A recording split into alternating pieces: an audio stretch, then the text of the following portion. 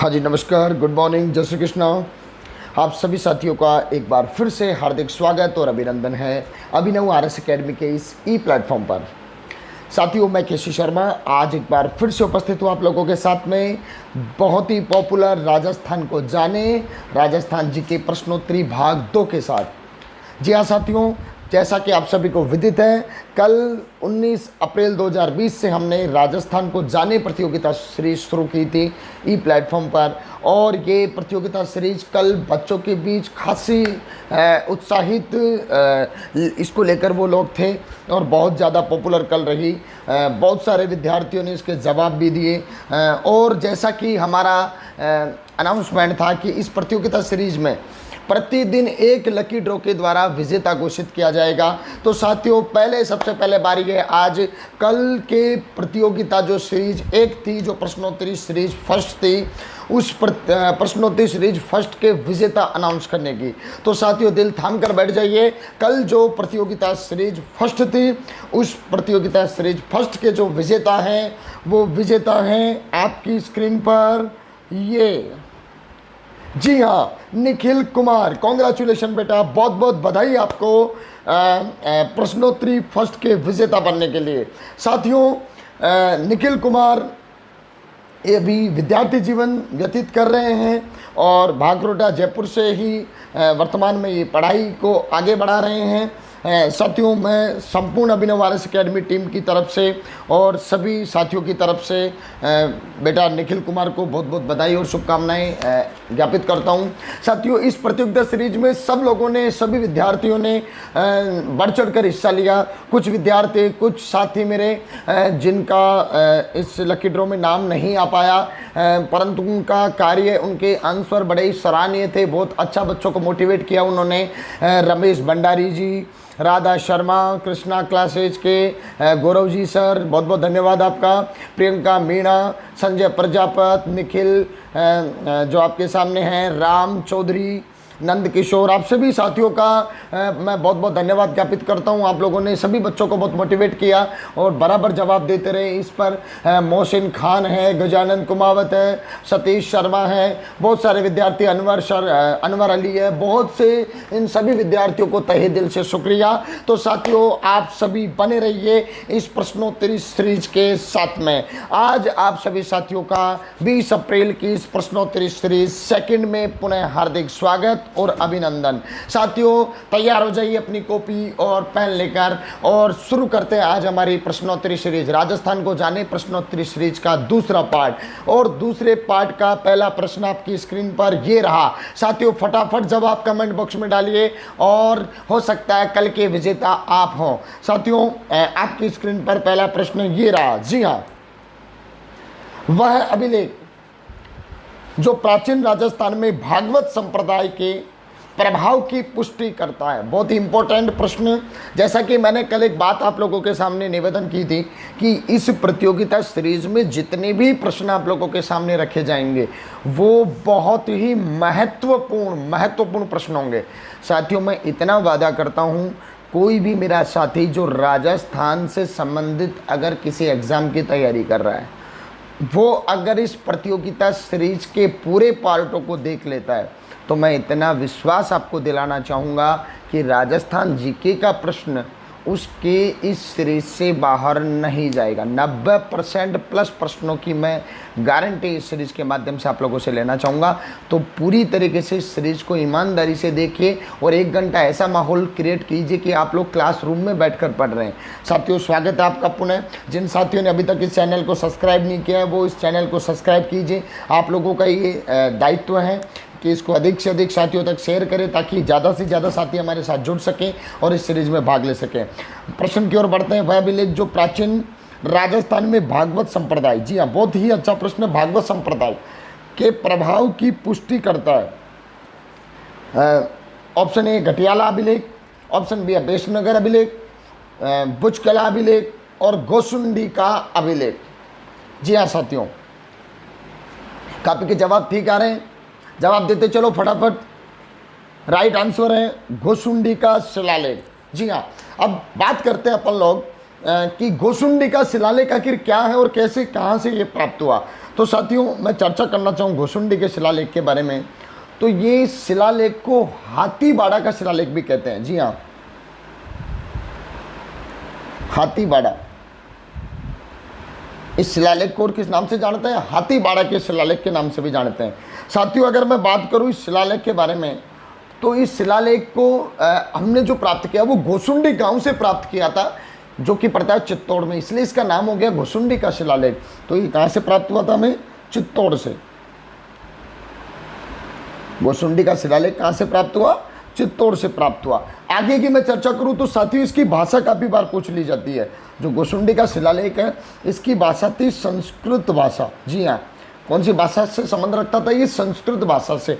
और इसकी एक बात और ध्यान रखना, लिपि और जरूर याद रखना आप लोग, इसकी जो लिपि है साथियों घोसुंडी के शिलालेख की, वो लिपि थी ब्राह्मी लिपि। कौन सी लिपि थी? ब्राह्मी लिपि। जी हाँ, भाषा संस्कृत थी, लिपि ब्राह्मी थी। चित्तौड़ के घोसुंडी जगह से ये प्राप्त हुआ था, इसके लिए इसका नाम घोसुंडी का शिलालेख था। इस शिलालेख को हाथीबाड़ा का शिलालेख भी कहते हैं। और इस घोसुंडी के शिलालेख से सबसे पहले राजस्थान में भागवत संप्रदाय की पुष्टि होती है कि साहब यहाँ पर भागवत संप्रदाय से लोग संबंध रखते थे या उसको मानते थे। साथियों आपकी स्क्रीन पर दूसरा प्रश्न ये रहा, अलाउद्दीन खिलजी के 1311 में जालोर आक्रमण के समय जालोर का शासक कौन था? जी हाँ, अलाउद्दीन खिलजी, बहुत ही अच्छा प्रश्न है। अलाउद्दीन खिलजी के 1311 में जालोर आक्रमण के समय जालोर का शासक कौन था? उदय सिंह, चाचिक देव, हमीर देव या कानड़ देव? जवाब कमेंट बॉक्स में डालिए फटाफट, आपको 20 सेकंड का समय मिलेगा। अच्छा एक बात बीच में और कह देना चाहता हूं मैं, कल 10-20 बच्चों के मेरे पास पर्सनल मैसेज आए कि सर आप लकी ड्रॉ कैसे अनाउंस करेंगे, क्योंकि आप जवाब तो खुद ही दे रहे हैं। तो बेटा मैं आप सभी से एक बार एक इन्फॉर्मेशन और शेयर कर देता हूँ बीच में। मेरा जो उद्देश्य है वो उद्देश्य है बेटा कि आप अधिक से अधिक लोगों को इस पाठ्य सामग्री से जोड़ना, इस पाठ्य सामग्री को आपको आत्मसात करवाना। आप में से बहुत से विद्यार्थी है जो हो सकता है इसके बारे में जानते हों, परंतु अमूमन लगभग 95% विद्यार्थी ऐसे भी हैं जो इस पाठ्यक्रम के बारे में या इस सिस्टम के बारे में नहीं जानते। तो वो साथी किसी न किसी माध्यम से अगर इसके साथ जुड़ते हैं, कनेक्ट होते हैं, तो ये मेरे लिए और हम सबके लिए बड़े सौभाग्य की बात होगी। साथियों बात रही कमेंट की, तो यहाँ पर आप लोग आंसर देते रहें। मैं आपको 20 सेकंड का समय देता हूँ, आप लोग 20 सेकंड में पहले अपने आप को परखे जवाब दें और फिर आंसर आपको मिल ही रहा है साथ के साथ। और इसमें लकी ड्रॉ के माध्यम से हम लोग विजेता के अनाउंस कर रहे हैं, तो किसी प्रकार की कोई दिक्कत नहीं। आप लोग चाहे अपनी किताब के माध्यम से किताब खोलकर जवाब दें, किताब खोलकर बैठ जाएं आप चाहे, या चाहे तो आप मेरे को सुनने के पश्चात या उत्तर सुनने के बाद में कमेंट दें, कोई दिक्कत नहीं है। अच्छा इसकी जो लाइन है, काफ़ी बच्चों के ये भी प्रश्न थे, इसकी जो लाइन है वो शाम को 10 बजे तक खुली रहेगी। जी हाँ, आप लोग सुबह 10 बजे से शाम को 10 बजे तक कमेंट में अपने जवाब दे सकते हैं। 10 बजे के बाद में जो जवाब देंगे रात को वो आपके मान्य नहीं होंगे। जी हाँ साथियों, प्रश्न को शुरू करते हैं। अलाउद्दीन खिलजी के 1311 में जालोर आक्रमण के समय जालोर का शासक कौन था? साथियों इस टॉपिक, ये टॉपिक लगभग कवर होता है आप लोगों का, एक प्रश्न का मतलब एक टॉपिक लगभग कवर हो रहा है। जालोर का शासक कौन था? सही जवाब होगा कानड़ देव चौहान। जी हाँ, अब बात करते हैं हम लोग, पहली बात तो कानड़ देव चौहान के बारे में और एक ये अलाउद्दीन खिलजी के बारे में। अलाउद्दीन खिलजी का पता आप लोगों को होगा, खिलजी वंश का शासक था ये, दिल्ली पर इसका आधिपत्य था। दिल्ली में सल्तनत काल का ये जो सुल्तान था। 1311 में इसने जालोर पर आक्रमण किया था। आक्रमण क्यों किया था और इसके बारे में हम चर्चा करते हैं। और उस समय यहाँ का शासक कौन था? कानड़ देव चौहान। साथियों होता क्या एक्चुअल में, अगर हम चर्चा करें कानड़ देव चौहान की,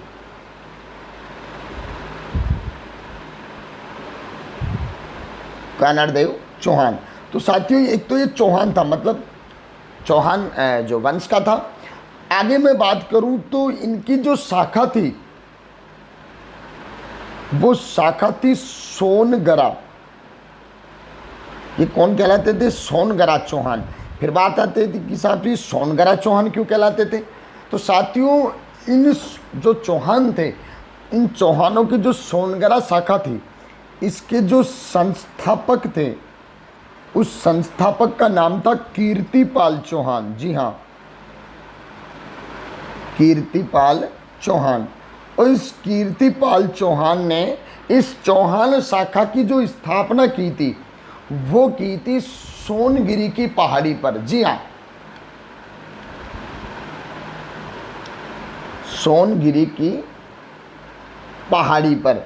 और इस सोनगिरी की पहाड़ी पर इन्होंने जालोर दुर्ग का निर्माण करवाया था। इसीलिए इस दुर्ग में शासन करने वाला जो वंश था वो क्या कहलाया? सोनगरा शाखा कहलाई, जो कि चौहानों की शाखा बनी थी। तो साथियों, इस सोनगरा शाखा के संस्थापक कीर्तिपाल चौहान, जिनको अपन कीतु एक महान राजा भी कहते हैं, ये कीर्तिपाल चौहान का एक वंशज आगे जाकर हुआ कानड़ देव चौहान, एक ऐसा प्रतापी शासक जिसने जालोर का साम्राज्य बहुत अधिक बढ़ाया और मान साम्राज्य से ज़्यादा इसने जालोर और राजपुताने की मान मर्यादा को आगे बढ़ाया था। साथियों, मैं बात करूं अगर कानड़ देव की, तो ये प्रसिद्ध क्यों था और इस पर अलाउद्दीन ने आक्रमण आखिर क्यों किया था?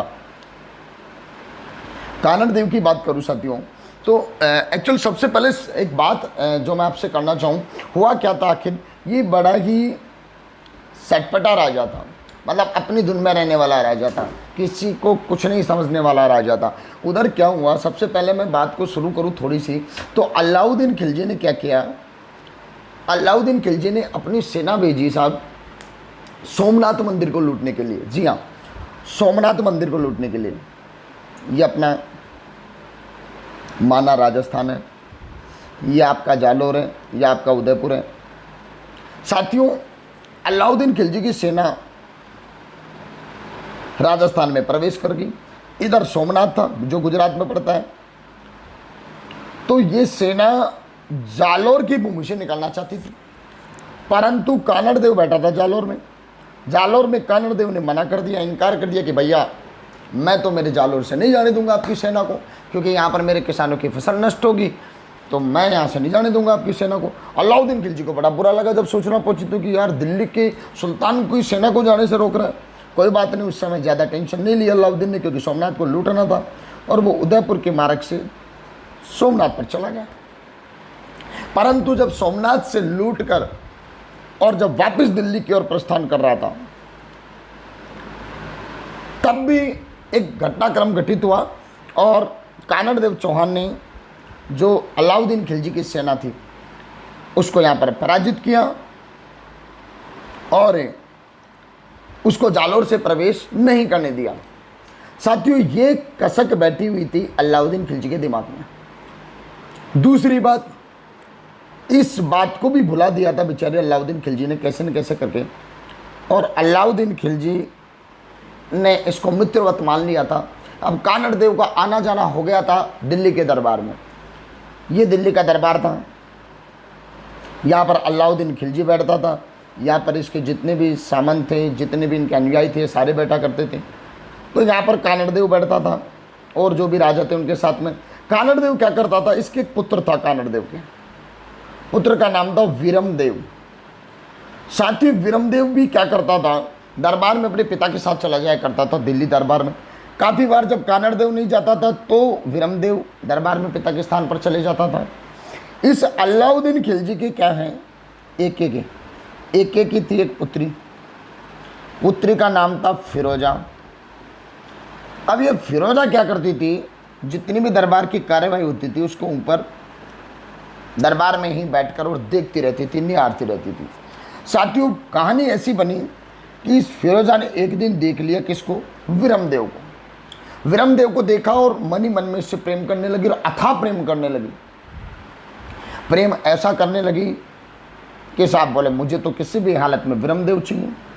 जब इसने अपनी बात से अवगत कराया एक को, बोले मुझे वीरमदेव चाहिए, तो अलाउद्दीन ने कानड़ देव को बुलाया। बोला कानड़ देव, तेरे छोरे संग मेरी छोरी का ब्याह करना है। कानड़ देव ने कहा कि भैया ये निर्णय तो हमारा वीरमदेव लेगा। वीरमदेव ने विवाह से इनकार कर दिया कि राजपूत अपने सिर कटा सकता है पर अपनी शान नहीं मिटा सकता और मुगलों के साथ वैवाहिक संबंध स्थापित नहीं करेगा। साथियों, वीरमदेव ने जो ही इनकार किया तो इन 2-3 वजह मुख्य वजह बताई गई है जिनकी वजह से कानड़ देव चौहान पर 1311 में क्या हुआ था, आक्रमण हुआ और इस आक्रमण के परिणाम स्वरूप कानड़ देव चौहान और इनके पुत्र वीर गति को प्राप्त हुए और यहाँ पर एक जोहर हुआ, साका हुआ। कुल मिलाकर अलाउद्दीन खिलजी ने इस आक्रमण में कानड़ देव चौहान का सारा सिस्टम नष्ट कर दिया और सारी जो प्रतिष्ठा थी उस प्रतिष्ठा को धूमिल कर दिया। ये थी बात जालोर की और कानड़ देव चौहान की। साथियों, आगे बढ़ते हम लोग हमारे प्रश्न की ओर। आपकी स्क्रीन पर तीसरा प्रश्न ये रहा। बात आती है राजपूताना रेजिडेंसी। जी हाँ, राजपूताना रेजिडेंसी की स्थापना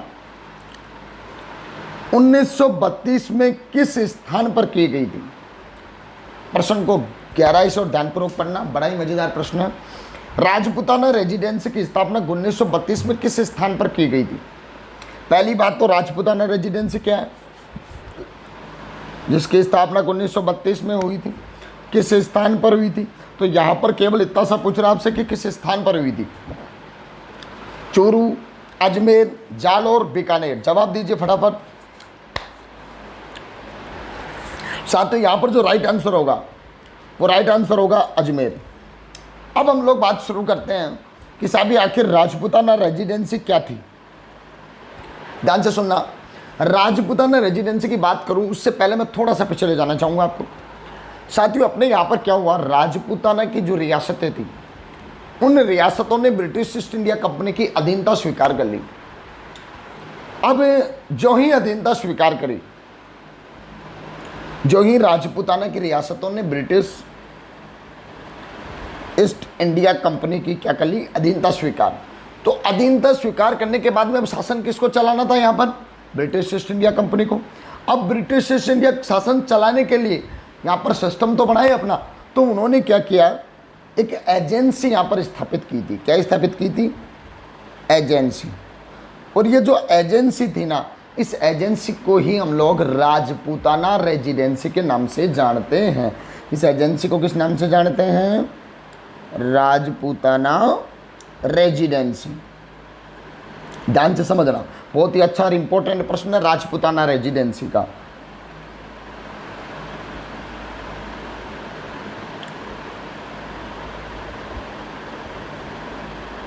राजपूताना रेजिडेंसी। साथियों, राजपूताना रेजिडेंसी की बात करूं मैं तो इस राजपूताना रेजिडेंसी जैसे ऊपर दे रखा है कि इसकी स्थापना हुई थी 1832 में। रेजिडेंसी मतलब ये एक एजेंसी थी। किसकी एजेंसी थी? ब्रिटिश ईस्ट इंडिया कंपनी की। पर्सन किसी भी प्रकार से पूछ सकता है, ध्यान रखना, पूरा कवर करना इस टॉपिक को। 1932 में इसकी स्थापना हुई, जब इसका मुख्यालय जो था वो मुख्यालय कहाँ बनाया गया? अजमेर में। मुख्यालय अजमेर में बना दिया गया। अच्छा, स्थिति ऐसी बनी कि 1845 में, 1845 की बात कर रहा हूँ मैं, 1845 में क्या हुआ, ये जो अंग्रेज थे इनको गर्मी बहुत ज़्यादा लगती थी, गर्मी से बड़े व्यथित थे, परेशान थे। और राजपूताना में एकमात्र हिल स्टेशन था जहाँ पर थोड़ी सी ठंड और नमी है, वो आपका आबू था, माउंट आबू, जो सिरोही में पड़ता है। इन्होंने क्या किया, 1845 में जो अजमेर में मुख्यालय था उस मुख्यालय में नियम कर दिया कि गर्मियों के काल में जो रेजिडेंसी का मुख्यालय रहेगा वो कहाँ रहेगा? माउंट आबू में। जी हाँ, 1945 से ग्रीष्म काल में कहाँ पर रहेगा? आबू, माउंट आबू में। तो ग्रीष्म काल में आबू में और बाकी समय में कहाँ रहेगा? अजमेर में। तो ये व्यवस्था कब से की थी? 1845 से। पहली बात तो ये है। अगली बात करूं मैं राजपूताना रेजिडेंसी की, तो इसका जो मुख्य अधिकारी होता था, अधिकारी जो मुख्य होता था, इसका मुख्य अधिकारी, उसको हम लोग बोलते थे एजीजी। जी, क्या बोलते थे? एजीजी। एजीजी का मतलब एजेंट टू गवर्नर जनरल। और एजेंट टू गवर्नर जनरल को लेकर भी दो प्रकार के प्रश्न पूछे जा सकते हैं। पहला प्रश्न सबसे बढ़िया और सबसे लेवल का प्रश्न यही पूछा जाता है कि पहला एजीजी, राजपूताने का पहला एजीजी कौन था? तो साथियों, राजपूताने का जो पहला एजीजी था वो थे mister locket. Mister locate. Mister locate Rajputana के पहले एजीजी थे, जो कि राजपूताना रेजिडेंसी के मुखिया थे। राजपूताना रेजिडेंसी एक एजेंसी थी। किसकी एजेंसी थी? ब्रिटिश ईस्ट इंडिया कंपनी की। मुख्यालय कहाँ स्थापित किया गया था राजपूताना में? सबसे पहले अजमेर में। 1845 में कहाँ स्थानांतरित कर दिया गया था? आपके जो माउंट आबू में।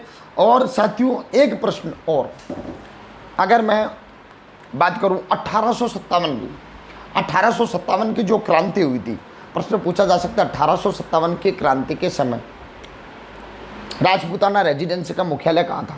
तो ध्यान देना, 1857 की जो क्रांति थी वो प्रमुख रूप से गर्मियों के समय में हुई थी, याद रहेगा आपको आराम से। और गर्मियों में मुख्यालय कहाँ रहता था? आबू में। तो 1857 की क्रांति के समय मुख्यालय कहाँ पर था? आबू में। सारे प्रश्न याद कर लीजिएगा, सारी डिटेल आपके सामने रख दी है मैंने, जो राजपूताना रेजिडेंसी थी। आगे प्रश्न की ओर बढ़ते हैं हम लोग। अभी तक भी आप लोगों ने अगर चैनल को सब्सक्राइब नहीं किया तो पहले सब्सक्राइब करो, अपने कम से कम 10 फ्रेंड्स में आप लोग शेयर करो। कम से कम हर विद्यार्थी जो चैनल को देख रहा है, जो वीडियो देख रहा है, वो कम से कम 10 विद्यार्थियों से सब्सक्राइब करवाएं और अब 10 विद्यार्थियों को कम से कम इस वीडियो को शेयर करें, ताकि वो भी अपने 10-10 विद्यार्थियों को शेयर करते चलें, ताकि अपना जो कुनबा है वो ज़्यादा से ज़्यादा बढ़े। 15 दिन से 10 से 15 दिन में अपना जो कुनबा है वो कम से कम 20,000 का कुनबा होना चाहिए। 20,000 व्यक्ति अपने को लाइव देखने चाहिए। आगे की ओर बढ़ते हैं हम लोग और नेक्स्ट क्वेश्चन में आते हैं, जो कि आपकी स्क्रीन पर ये रहा। अरावली पर्वतमाला का विस्तार है। ये मैंने दे भी रखे हैं कि कौन कौन से एग्जाम्स में ये प्रश्न पूछे गए हैं। बहुत सारे एग्जाम्स में आते रहते हैं। मोस्टली जो भी हाईलाइट एग्जाम्स थे उनमें मैंने बात की थी। 2018 की राजस्थान पुलिस कांस्टेबल की फर्स्ट पारी में ये पेपर हुआ था, उसमें ये प्रश्न था, अरावली पर्वतमाला का विस्तार है। ऑप्शन देखिए, सीहोर मध्य प्रदेश से दिल्ली तक, उदयपुर राजस्थान से दिल्ली तक, पालनपुर गुजरात से दिल्ली तक, आगरा उत्तर प्रदेश से दिल्ली तक। साथियों इस प्रश्न को अब तक लगभग ये हर एग्जाम में आता है और इसको हर बार अलग तरीके से मॉडिफाई करके पूछा हुआ है।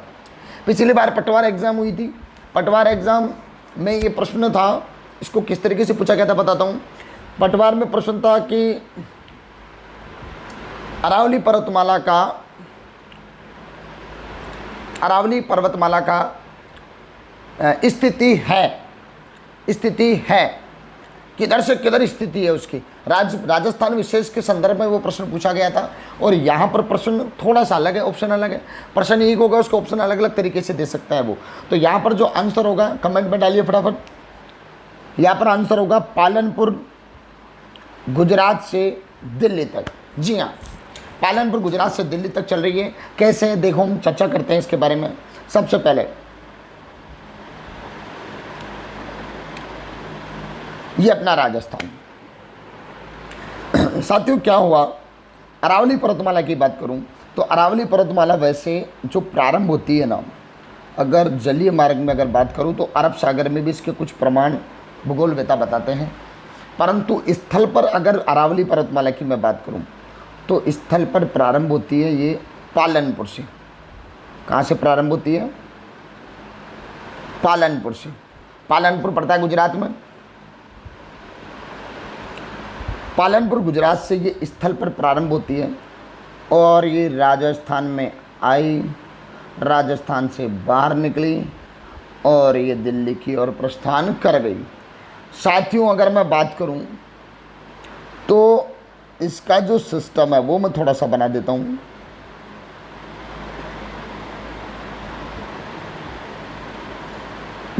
आपको देखो थोड़ा सा चित्र दिखाई दे रहा होगा और समझ आ रहा होगा।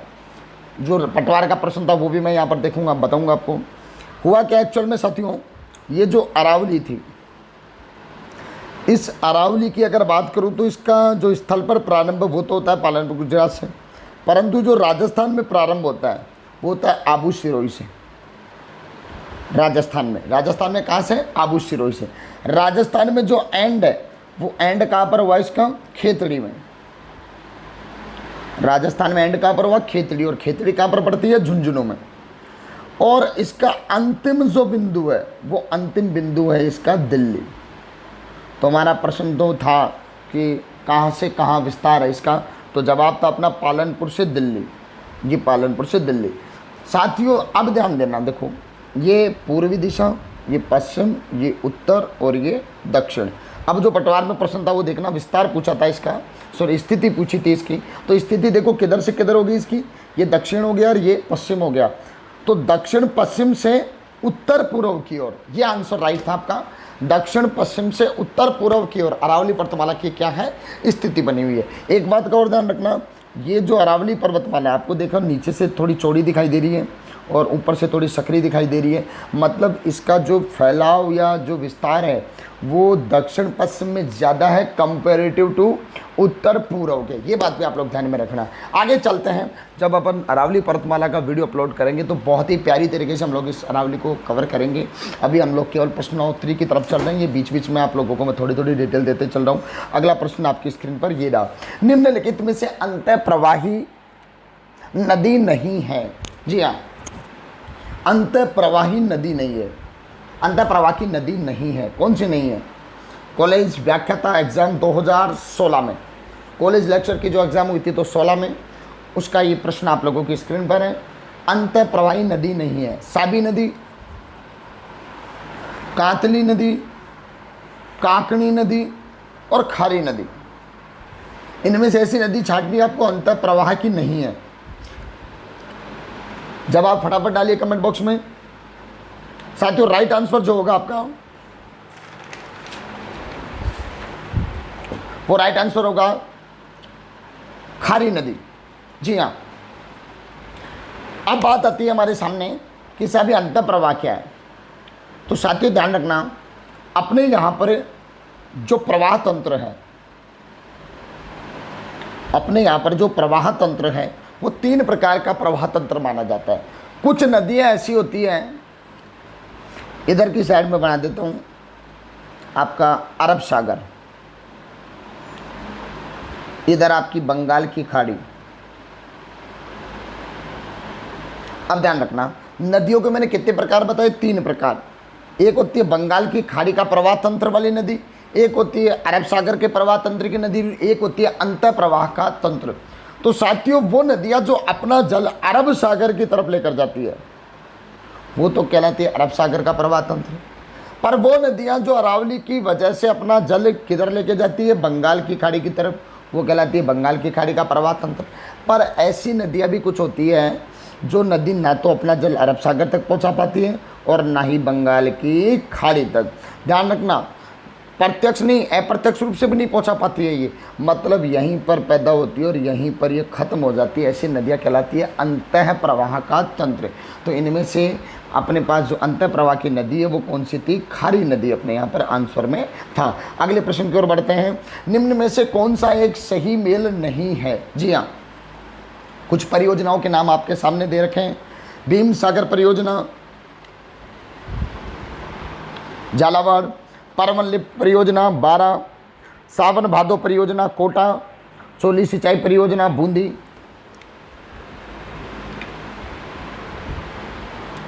सही जवाब दीजिए फटाफट। जी हाँ, आपका जो इस प्रश्न का आंसर होगा वो होगा डी।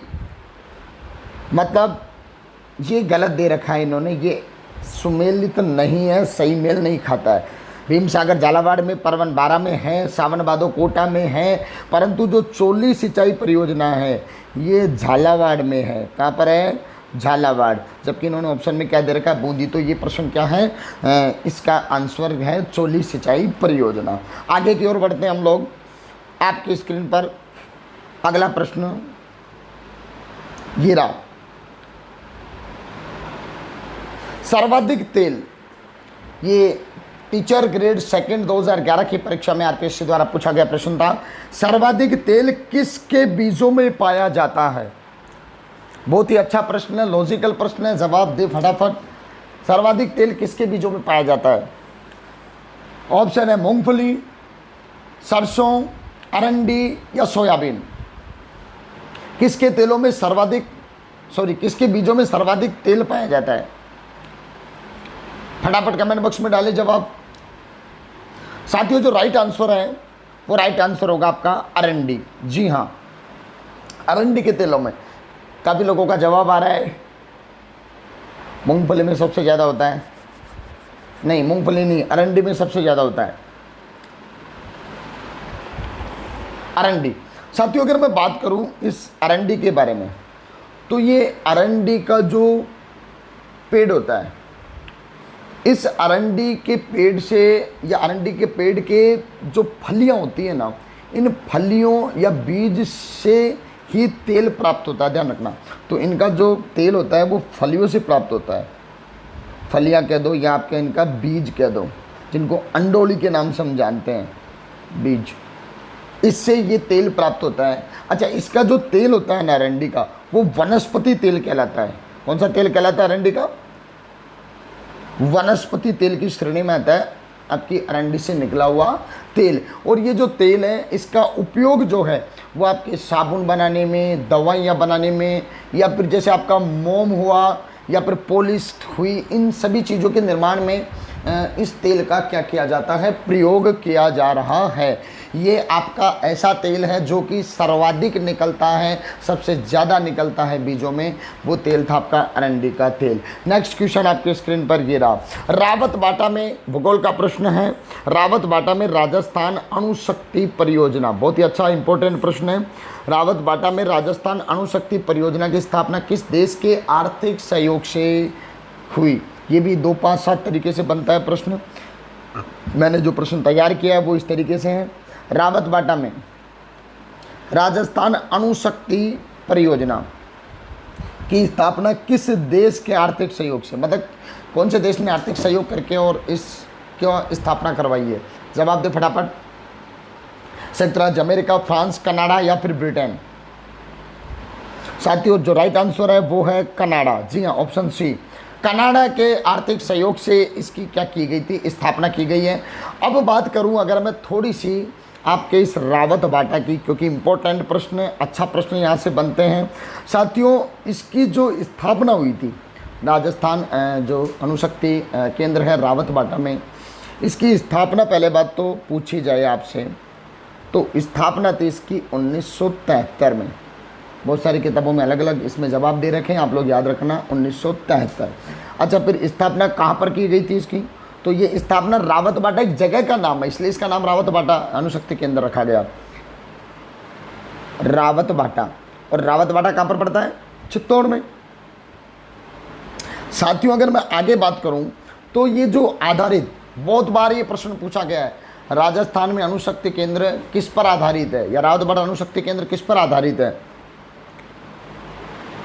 तो साथियों आधारित की अगर बात पूछी जाए तो ये आधारित है नाभिकीय ऊर्जा पर। जी हाँ, नाभिकीय ऊर्जा पर आधारित ये अणुशक्ति केंद्र स्थापित किया गया है। अच्छा, एक प्रश्न जो करंट से संबंध पूछा जाता है, यहाँ पर कुल 6 इकाइयाँ कार्यरत है। कितनी इकाइयाँ कार्यरत है? 6 इकाइयाँ। और जो 6 इकाइयाँ हैं ना, उनसे कुल जो उत्पादन हो रहा है वो हो रहा है 1180 मेगावाट। जी हाँ, 1180 मेगावाट कुल बिजली का उत्पादन हो रहा है 6 इकाइयों से। परंतु साथियों यहाँ पर 7वीं और 8वीं ये 2 इकाइयाँ यहाँ पर निर्माणाधीन है। जी हाँ, अभी उत्पादन प्रारंभ नहीं हुआ है, परंतु ये निर्माणाधीन है। और 8वीं इकाई लगभग 2022 तक अपनी बनकर तैयार हो जाएगी। ये दोनों की जो क्षमता होगी वो लगभग 700 मेगावाट की ये इकाइयाँ होगी। दोनों इकाइयाँ जो 7वीं और 8वीं इकाई बनाई जा रही है। साथियों ये जो अपना अणुशक्ति केंद्र था रावत बाटा में, ये देश का दूसरा परमाणु ऊर्जा संयंत्र था, क्योंकि पहला जो परमाणु ऊर्जा संयंत्र है वो स्थापित किया गया था केंद्र सरकार द्वारा तारापुर में। कहाँ पर स्थापित है पहला? तारापुर में। और तारापुर कहाँ पर पड़ता है? महाराष्ट्र। तारापुर महाराष्ट्र में। भारत का पहला अणुशक्ति केंद्र या पहला परमाणु ऊर्जा संयंत्र तारापुर में, और दूसरा परमाणु ऊर्जा संयंत्र भारत का कहाँ पर स्थापित किया गया था? रावत बाटा राजस्थान में। रावत बाटा में कभी स्थापित किया गया था परमाणु ऊर्जा संयंत्र? 1973 में। किस पर आधारित है? नाभिकीय ऊर्जा पर आधारित है। कितनी मेगावाट क्षमता है वर्तमान में इसकी? 1180 है। कितनी इकाइयाँ कार्यरत है? 6 इकाइयाँ है। कितनी निर्माणाधीन है? 2 इकाई है। कौन कौन से निर्माणाधीन है? 7वीं और 8वीं। कब तक पूरी होगी? 2022 तक। कितनी क्षमता की होगी? 700 मेगावाट की। अगला प्रश्न आपकी स्क्रीन पर ये रहा,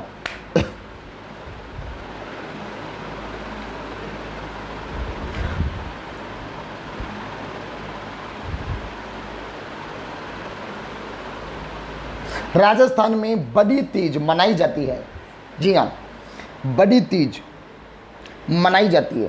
देखो तीज दो है, छोटी तीज बड़ी तीज या सामान्य तीज और बड़ी तीज। ये कन्फ्यूज़न होता है इस प्रश्न में और अमूमन बच्चे गलत जवाब देके आ जाते हैं। जल्दबाजी नहीं करनी, आराम से जवाब देना। बड़ी तीज मनाई जाती है श्रावण कृष्ण की तृतीया, श्रावण शुक्ल की तृतीया, भाद्र शुक्ल की तृतीया या भाद्र कृष्ण की तृतीया। साथियों यहाँ पर जो आपका सही जवाब होगा वो होगा भाद्र कृष्ण की तृतीया को। जी हाँ, क्योंकि कौन सी तीज पूछ रहा है, ये बड़ी तीज पूछ रहा है। और अमूमन विद्यार्थी जल्दीबाजी में तीज देखा और देखा नहीं कि जवाब फटाक से चिपका देते हैं कि साहब श्रावण शुक्ल की तृतीया को, श्रावण शुक्ल की तृतीया, जो कि क्या है, गलत है। क्योंकि श्रावण शुक्ल की तृतीया को क्या मनाई जाती है, केवल तीज मनाई जाती है। तीज मतलब छोटी तीज मनाई जाती है, परंतु यहाँ पर पूछ रहा है बड़ी तीज के बारे में। साथियों जो बड़ी तीज है, इस बड़ी तीज को दो चार नामों से और भी जानते हैं हम लोग। इसको बूढ़ी तीज भी कहते हैं, बूढ़ी तीज के नाम से भी जानते हैं। इसको सतवा तीज भी कहते हैं। मैं थोड़ा सा अगले स्लाइड में आपके सामने रख देता हूँ। बूढ़ी तीज कह दो, सतवा तीज कह दो इसको, सातुड़ी तीज कह दो इसको, या फिर इसको कजली तीज कह दो। आप ये किसके नाम है, बूढ़ी तीज के नाम है। अच्छा ये मनाई कहाँ जाती है, ये बूंदी में मनाई जाती है। इसकी भी एक बहुत बड़ी कहानी है इसके पीछे, और किसी दिन अपन जो हाड़ौती का इतिहास पढ़ेंगे तब वहाँ पर मैं आपके साथ में शेयर करूँगा। तो बूढ़ी तीज कह दो या बड़ी तीज कह दो या सतवा तीज कह दो या सातुड़ी या काजली तीज कह दो, ये कहाँ निकाली जाती है, बूंदी में मनाई जाती है। कब मनाई जाती है, ये भाद्र कृष्ण की तृतीया को मनाई जाती है। जबकि जो छोटी तीज है, केवल तीज पूछ ले, तीज पूछे या छोटी तीज पूछे या फिर हरियाली तीज पूछे, एक नाम और याद रखना, हरियाली तीज, तो ये कहाँ पर मनाई जाती है, अपने जयपुर में। कहाँ मनाई जाती है ये, जयपुर में। अच्छा कब मनाई जाती है ये, तो जवाब है श्रावण शुक्ल की तृतीया को। और ये वाली मनाई जाती है कजली तीज भाद्र कृष्ण की तृतीया को। आगे प्रश्न की ओर बढ़ते हैं।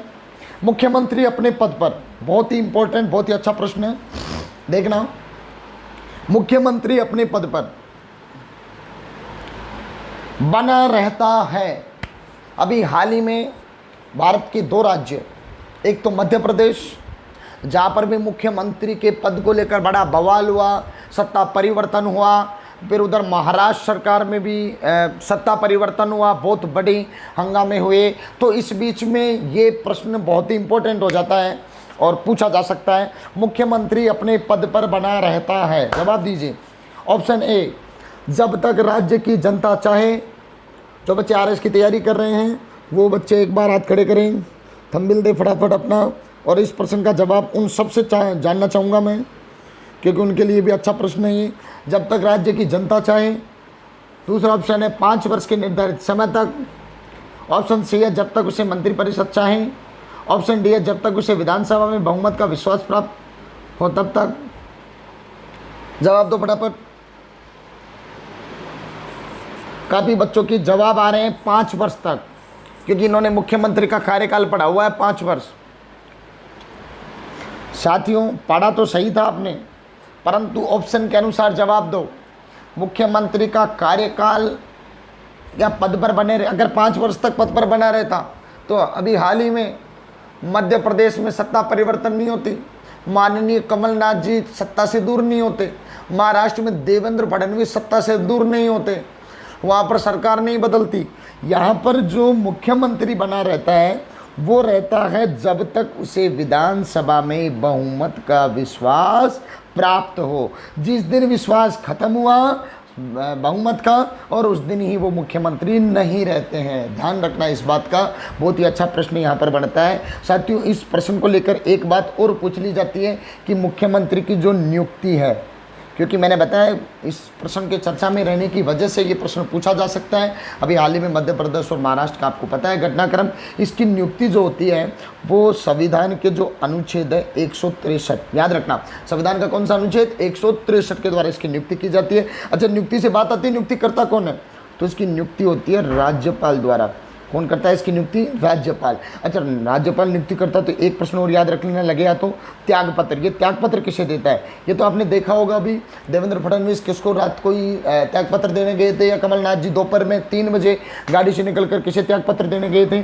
तो यहाँ पर त्यागपत्र भी किसको देता है? ये राज्यपाल या गवर्नर को ये त्यागपत्र सौंपता है या देता है। जैसे जो अपने केंद्र शासित प्रदेशों में मुख्यमंत्री होता है वो त्यागपत्र गवर्नर को देगा, और जहाँ पर राज्यपाल है, जहाँ पर सामान्य राज्य हैं, वहाँ पर त्यागपत्र किसको दे देगा? वो राज्यपाल को देगा। अगला प्रश्न आपकी स्क्रीन पर ये रहा, आपातकाल के दौरान कौन सा मौलिक अधिकार, ये भी बहुत इंपॉर्टेंट प्रश्न है, आपातकाल के दौरान कौन सा मौलिक अधिकार स्थगित नहीं होता है? क्योंकि मौलिक अधिकार जो भी हो राजस्थान या भारत में, जब आपातकाल लगता है या लागू होता है, आपातकाल 3 प्रकार से लागू होता है, अनुच्छेद 352, अनुच्छेद 356 और अनुच्छेद 360। इन तीनों के द्वारा जब आपातकाल लगते हैं तो सभी अधिकार खत्म कर दिए जाते हैं और संपूर्ण आपातकाल के दौरान। तो कौन से मौलिक अधिकार हैं या कौन से अनुच्छेद है जिनके अंतर्गत दिए गए मौलिक अधिकार बनाए रखे जाते हैं? अनुच्छेद 20, अनुच्छेद 21, एवं मतलब 20 और 21 दोनों, या इनमें से कोई नहीं? साथियों, जो सही जवाब है वो सही जवाब होगा, बहुत सारे उत्तर सही आए हैं इसमें, आंसर होगा इसका सी। जी हाँ, अनुच्छेद 20 और अनुच्छेद 21 इन दोनों के अंतर्गत जो स्वतंत्रताएं दी गई है, जो मौलिक अधिकार दिए गए हैं, वो आपातकाल में भी स्थगित नहीं किए जाते। फिर बात आती है कि साहब इनमें आखिर कौन कौन सी स्वतंत्रताएं ऐसी दी गई है, क्योंकि दोनों स्वतंत्रता से संबंधित मौलिक अधिकार हैं। तो साथियों, पहली बात तो आती है अनुच्छेद 20 के अंतर्गत। अनुच्छेद 20 में जो अधिकार है वो अधिकार है अपराधों के लिए दोष सिद्धि की। अपराधों के लिए दोष सिद्धि। और अनुच्छेद जो 21 है, उस अनुच्छेद 21 में जो स्वतंत्रता दी गई है, वो स्वतंत्रता दी गई है कि प्राण और दैहिक, प्राण व दैहिक स्वतंत्रता। तो ये तो अनुच्छेद 21 के अंतर्गत है। कुल मिलाकर देश में कितना ही आपातकाल लागू हो, वहाँ पर लोगों की प्राण और दैहिक स्वतंत्रता नहीं छीनी जा सकती है, और उनको अपराधों के लिए दोष सिद्धि का अधिकार भी दिया गया है। इन दोनों की कभी भी अवहेलना नहीं की जाती। अच्छा, ये क्या है? बच्चों को ये तो समझ आ गया होगा, पर ये क्या होता है बीमारी, इसको मैं थोड़ा सा डिफाइन कर देता हूँ। अपराधों के लिए दोष सिद्धि का मतलब क्या है? साथियों, इसका तात्पर्य होता है कि अगर ऐसा मानिए कोई व्यक्ति है जिसने कोई अपराध कर दिया पुलिस की नज़र में या कानून की नज़र में, और उसको ले जाकर साबुत थाने में बैठा दिया पुलिस वालों ने, उसको जज के सामने पेश किया जाएगा 24 घंटे के अंतर्गत। तो मतलब जब उसने वो उल्लंघन किया है कानून की नज़र में, उस उल्लंघन से पहले अगर वो जो कार्य था, अगर वो दंडनीय अपराध था तो ही उसको अपराध की सज़ा में रखा जाएगा। अगर वो कार्य उनको गिरफ्तार किया गया उससे पहले या जस्टिस के सामने रखने से पहले अगर वो अपराध कानून नहीं था या अपराध की श्रेणी में नहीं रखा जाता था वो कार्य, तो उस व्यक्ति को इससे बाहर रखा गया है। दूसरी बात, इसके अंतर्गत ये सुरक्षा दी गई है कि व्यक्ति को, जो व्यक्ति जिसने अपराध किया है, उसको आप खुद के विरुद्ध कभी भी गवाही में प्रस्तुत नहीं करोगे कि साहब हाँ तू बोले मैंने ही ये गुनाह किया था। तो इन सभी चीज़ों से इसमें रक्षा की गई है, जो कि अनुच्छेद 20 आपको स्वतंत्रता देता है। अगला प्रश्न आपकी स्क्रीन पर, नीति आयोग की हाल घोषणा के अनुसार, हिंदुस्तान के लिए बहुत बड़ा प्रश्न है, जो बच्चे एसएससी बैंक की तैयारी कर रहे हैं उनके लिए भी अच्छा प्रश्न है। नीति आयोग की हाल घोषणा के अनुसार सबसे कम समय में 50 मिलियन डाउनलोड, जी हाँ 50 मिलियन लोगों ने डाउनलोड किया जाने वाला एकमात्र ऐप कौन सा है? जूम ऐप, शक्ति ऐप, आरोग्य सेतु ऐप, या उक्त में से कोई नहीं? साथियों, सही जवाब दे फटाफट, और सभी बच्चों का सही जवाब आ रहा है यहाँ पर। बहुत चर्चित ऐप है ये, जी हाँ, आरोग्य सेतु ऐप। और ये आरोग्य सेतु जो ऐप बनाया गया है, ये भारत सरकार द्वारा डेवलप किया गया है। इस आरोग्य ऐप की अगर मैं बात करूं तो ये कोविड-19 जो अभी वैश्विक महामारी चल रही है, उस वैश्विक महामारी में जो कोरोना से ग्रसित व्यक्ति है उसको ट्रेस करने के लिए ये आरोग्य ऐप बनाया गया है। और माननीय मोदी जी ने आह्वान भी किया था और प्रत्येक राज्यों के मुख्यमंत्री भी आह्वान कर रहे हैं कि प्रत्येक जो व्यक्ति है, भारत का नागरिक है, वो अपने मोबाइल में इस आरोग्य सेतु ऐप को ज़रूर डाउनलोड करें। और हम सब ने भी डाउनलोड कर रखा है। और आपने जब तक अभी तक भी अगर डाउनलोड नहीं किया तो सभी बालक और सभी विद्यार्थी इस ऐप को डाउनलोड ज़रूर करके रखें, क्योंकि हमारी सुरक्षा के लिए यह बनाया गया है।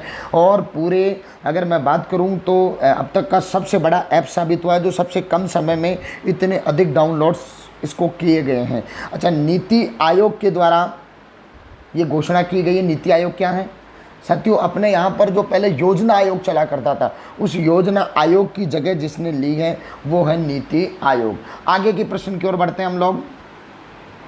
साथियों, नेक्स्ट प्रश्न आपकी स्क्रीन पर ये रहा। बात आती है निम्नलिखित युद्धों पर। इस प्रकार के प्रश्न बहुत ज़्यादा ट्रेंड में है। निम्नलिखित युद्धों पर विचार कीजिए। करो साहब विचार। पहला, खानवा आ गया होगा दिमाग में। खानवा कब किसके बीच, कब किसके बीच, कब पूछ रहा है यहाँ पर। हल्दी घाटी कब किसके बीच, सारंगपुर और दिवेर। नीचे प्रश्न को पूरा पढ़ना भी। इन युद्धों का सही कालक्रम है, इन युद्धों का सही कालक्रम है। यहां पर देखना, इस प्रश्न को समझने का प्रयत्न करना। मैंने बताया लैंग्वेज बहुत जटिल है प्रश्न की। प्रश्न यहां पर दे रखा है पूरा, इन युद्धों का सही कालक्रम है। सही कालक्रम का मतलब है कि इन युद्धों को आप बढ़ते हुए क्रम में जमाइए। बढ़ते कालक्रम का तात्पर्य ये है कि पहले वो युद्ध जो सबसे पहले हुआ था, फिर उसके बाद, फिर उसके बाद, फिर उसके बाद, इस प्रकार से आपको आरोही क्रम में इनको जमाना है। और आप लोगों के जवाब फटाफट आने चाहिए। सबसे पहले कौन सा युद्ध हुआ था इनमें से? पहला पकड़ लो, जवाब आ जाएगा। केवल पहला पकड़ लो। जी हाँ, इसका जो जवाब होगा वो होगा ऑप्शन सी, और जो क्रम होगा CABD। मतलब पहले तो मैं थोड़ी सी चर्चा कर लूँ। जो आपका खानवा का युद्ध था, वो खानवा का युद्ध लड़ा गया था 1527 में। कब लड़ा गया था? 1527 में। यह आपको पता है कि राणा सांगा और बाबर के मध्य युद्ध लड़ा गया था खानवा के मैदान में, जो कि अपने भरतपुर में है। हल्दी घाटी का जो युद्ध साथियों, वो लड़ा गया था 1576 में। यहाँ पर आपको तिथि याद नहीं करनी है, यहाँ पर केवल सन से काम आपका चल जाएगा। 1576 में ये युद्ध लड़ा गया था। हल्दी घाटी के मैदान में जो युद्ध हुआ था, राजसमंद में वर्तमान में पड़ती है। राणा प्रताप और अकबर के मध्य युद्ध लड़ा गया था, परंतु अकबर की सेना का जो नेतृत्व कर रहा था, अकबर इस युद्ध में नहीं था, अकबर की सेना का नेतृत्व मान सिंह कर रहा था, जो कि आमेर का शासक था। सारंगपुर का जो युद्ध था, बहुत ही राजस्थान के इतिहास का महत्वपूर्ण युद्ध था। 1437 में युद्ध लड़ा गया था, जो कि राणा कुंभा और महमूद खिलजी के मध्य युद्ध लड़ा गया था। दिवेर का जो युद्ध था, राणा प्रताप से संबंधित थी 1582 में। इसको मेवाड़ का मैराथन भी कहते हैं हम लोग। ये 1582 में लड़ा गया था। और इसमें भी प्रताप और अकबर के मध्य लड़ा गया था, परंतु अकबर की तरफ से जो नेतृत्व कर रहे थे सेना का, वो अब्दुल रहीम खाने खाना और जगन्नाथ कछवा युद्ध का नेतृत्व कर रहे थे। तो अब देखो जवाब फटाफट सी, क्योंकि पहला कौन सा युद्ध लड़ा गया? सारंगपुर का 1437 में, तो जवाब सी। दूसरा लड़ा गया 1527 में, तीसरा लड़ा गया 1576 में, और चौथा 1582 में। तो ये इनका क्या हो गया? सही कालक्रम। इस प्रकार के प्रश्न साथियों अगर आपको हल करने हैं तो आपको पूरी तरीके से कॉन्सेप्ट वाइज आपको प्रश्नों को पढ़ना पड़ेगा, व्याख्याओं को पढ़ना पड़ेगा। जिस तरीके से हम लोग चर्चा कर रहे हैं उसी तरीके से आप लोगों को कवर करना होगा। अगला प्रश्न आपकी स्क्रीन पर ये रहा। हाल ही में आयोजित पंचायती राज के चुनाव, करंट से संबंधित प्रश्न। करंट कितनी पढ़ रहे हो आप लोग? हाल ही में आयोजित पंचायती राज के चुनाव संपन्न करवाने का कार्य कर रहा है। हाल ही में पंचायती राज के चुनाव कुछ हो गए, कुछ होने बाकी हैं। तो इन सब के बीच में ये प्रश्न बहुत इंपॉर्टेंट बन जाता है कि पंचायती राज की, मैं कह रहा हूँ बहुत इंपॉर्टेंट नहीं, बहुत ज़्यादा इंपॉर्टेंट प्रश्न है। चुनाव संपन्न करवाने का कार्य कौन कर रहा है या कौन करता है? पंचायती राज विभाग, केंद्रीय चुनाव आयोग, राज्य चुनाव आयोग या मुख्यमंत्री द्वारा गठित एक दल? जवाब दीजिए फटाफट। जी हाँ, जो राइट आंसर होगा वो होगा राज्य चुनाव आयोग। काफ़ी बार लोग क्या करते हैं, पंचायती राज देखा और चिपका देते पंचायती राज विभाग द्वारा या फिर केंद्रीय चुनाव आयोग द्वारा।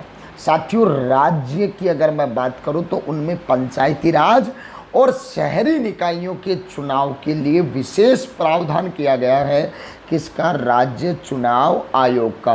ये राज्य चुनाव आयोग की विशेष रूप से स्थापना ही केवल इस कार्य के लिए की गई थी कि वो पंचायती राज और शहरी निकायों के क्या करवा सके, चुनाव संपन्न करवा सके। पंचायती राज चुनाव की बात करो तो 3 प्रकार के चुनाव वहाँ पर होते हैं। पहला अपना सरपंच का चुनाव हो गया, फिर प्रधान या पंचायत समिति सदस्यों का चुनाव हो गया, फिर जिला परिषद के जिला प्रमुख और आपके जो जिला पार्षद है उनका चुनाव हो गया। शहरी निकायों की बात करूँ तो वहाँ पर नगर निगम हो गया, नगर पालिका हो गया और नगर परिषद हो गया। इन 6 इकाइयों के चुनाव संपन्न करवाने का कार्य कौन करता है? राज्य चुनाव आयोग। अगला प्रश्न आपकी स्क्रीन पर ये रहा, हाल ही में कोविड-19, जी हाँ, कोरोना वायरस डिजीज 2019 से राहत के लिए चर्चित आपातकालीन राहत कोष, ये बहुत ही इंपॉर्टेंट प्रश्न बनेगा। इसको लेकर मैं कहता हूँ अवश्य रूप से प्रश्न पूछा जाएगा। पीएम केयर्स का अध्यक्ष बनाया गया है। जी हाँ, पीएम केयर्स जो आपातकालीन फंड बनाया गया कोविड-19 से सुरक्षा के लिए या इससे लड़ने के लिए, लोगों की सहायता के लिए, इसके अध्यक्ष कौन है?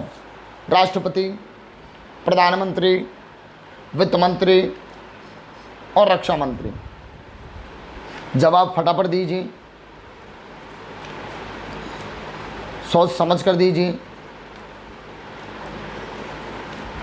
साथियों, सही जवाब आ रहे हैं काफ़ी के। इसका जो अध्यक्ष है वो प्रधानमंत्री को बनाया गया है। आपको ये ज़रूर पता होगा कि ये जो पीएम केयर्स है, जिसकी स्थापना 27 मार्च 2020 को हुई थी, ये एक आपातकालीन फंड है और इसका जो 3 सदस्य, ये जो एक फंड बनाया गया या कोष बनाया गया है, इसमें प्रधानमंत्री इसका अध्यक्ष होगा, 3 इसके सदस्य और होंगे, जिनमें केंद्रीय गृह मंत्री भी होगा, केंद्रीय रक्षा मंत्री भी होगा और केंद्रीय वित्त मंत्री भी होगा। 3 अन्य सदस्य और होंगे जो कि किसी न किसी बड़े जो आपकी ट्रस्टी होंगे उनको शामिल किया जाएगा। तो इस प्रकार से ये जो आपका पीएम केयर से ये कार्य कर रहा है कोविड-19 से सुरक्षा के लिए, लोगों को सहायता प्रदान करने के लिए। तो साथियों, आप सभी का बहुत बहुत धन्यवाद। आप सभी ने ये जो हमारी सीरीज़ है वो ज्वाइन की आज, और इसमें सभी लोगों ने बढ़ चढ़कर हिस्सा लिया। मैं आपसे आग्रह कर रहा हूँ कि किसी भी प्रकार की अगर कोई भी आपके सुझाव हो तो सुझाव कमेंट बॉक्स में ज़रूर डालिए। आप प्रश्नों के जवाब के साथ अपने सुझाव भी डालिए। इस सीरीज़ को मैं अपनी तरफ से और अपनी टीम की तरफ से पूरा प्रयास है कि इसको बेहतरीन से बेहतरीन बनाया जा सके।